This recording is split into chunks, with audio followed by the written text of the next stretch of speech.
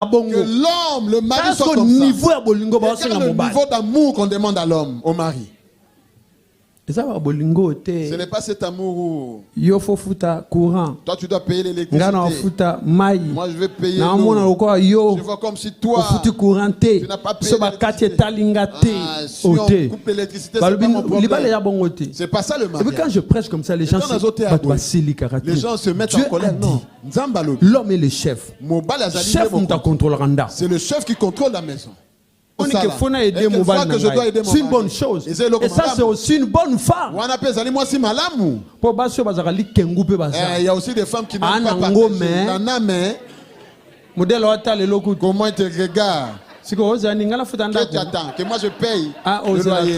Tu attends longtemps. Et là, la facture est là maintenant. Regarde, elle est là.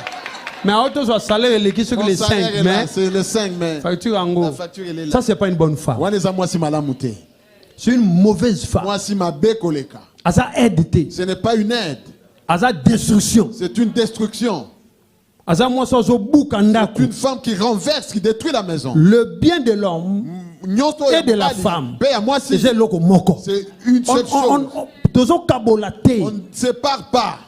Donc tout ce que vous faites, il faut en commun. Il faut que ça soit en commun. Donc, Ekobo, l'impudicité, l'adultère. Gracia. Ekobo, pas d'adultère. Le vent peut venir.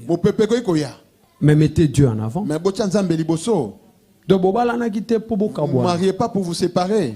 Vous n'êtes pas marié pour jouer. Vous ne vous mariez pas pour parce que quand vous vous mariez comme ça, il y a des gens quelque part, des gens qui attendent quelque part. Et regarde, on verra s'ils vont rester longtemps ensemble. Non.